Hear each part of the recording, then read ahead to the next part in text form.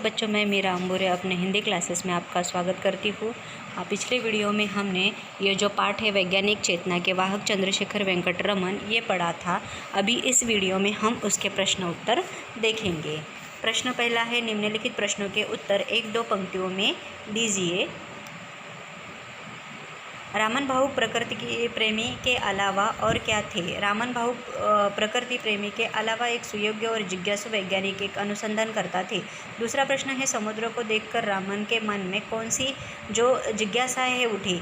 समुद्र को देखकर रामन के मन में 2 जिज्ञासाएँ उठी। समुद्र के पानी का रंग नीला ही क्यों होता है? पानी का रंग कोई और क्यों नहीं होता? तीसरा प्रश्न है, रामन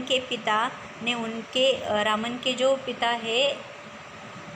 पिता ने उनमें किन विषयों की सशक्त नींव डाली? उत्तर है, रामन के पिता गणित और भौतिकी के शिक्षक थे। उन्होंने रामन में गणित और भौतिकी की सशक्त नींव डाली। चौथा प्रश्न है, वाद्य यंत्रों की ध्वनियों के अध्ययन के द्वारा रमन क्या करना चाहते थे? उत्तर है, रामन वाद्य यंत्रों की ध्वनियों के द्वारा उनके कंपन में पीछे छिपे वैज्ञानिक रहस्य की परतें खोलना चाहते थे। यहाँ पर देखो 5वां जो प्रश्न है बच्चों, सरकारी नौकरी छोड़ने के पीछे रामन की क्या भावना थी?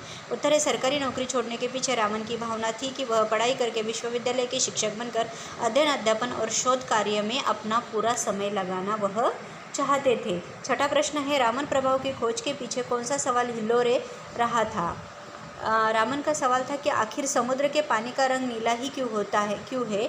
इसके लिए उन्होंने तरल पदार्थ पर प्रकाश की किरणों का अध्ययन किया। उनके प्रयोग की परिणति रामन प्रभाव की महत्वपूर्ण खोज के रूप में हुई। प्रकाश तरंगों के 7वां प्रश्न है, प्रकाश तरंगों के बारे में आइंस्टाइन ने क्या बताया? उत्तर है, प्रकाश तरंगों के बारे में आइंस्टाइन ने बताया था कि प्रकाश अति सूक्ष्म कणों की तीव्र धारा के समान है। उन्होंने इन कणों की तुलना बुलेट से की और इन्हें फोटॉन नाम दिया। फोटॉन क्या होता है? अंश होता है, हमने जो पाठ में देखा है। 8वां प्रश्न है बच्चों, रामन की खोज ने किन अध्ययनों की सहज बनाया? रामन की खोज ने पदार्थों के अणुओं और परमाणुओं के बारे में खोज के अध्ययन को सहज बनाया।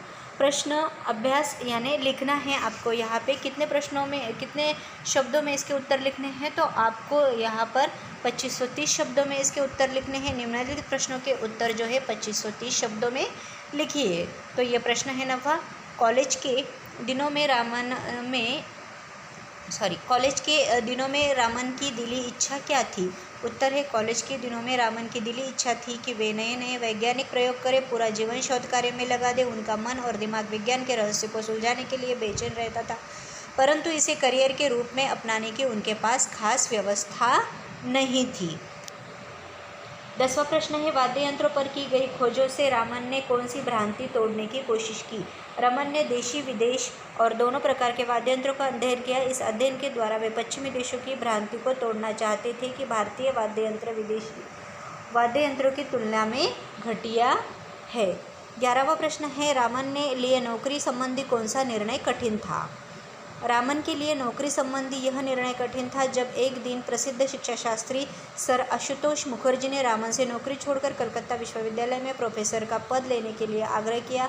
सरकारी नौकरी की बहुत अच्छी तनख्वाह, अनेक सुविधाएं छोड़कर कम वेतन, कम सुविधा वाली नौकरी का फैसला मुश्किल था, परंतु रामन ने सरकारी नौकरी छोड़कर विश्वविद्यालय की नौकरी कर ली क्योंकि सरस्वती की साधना उनके लिए महत्वपूर्ण थी। इसलिए यह काम सचमुच हिम्मत का काम था।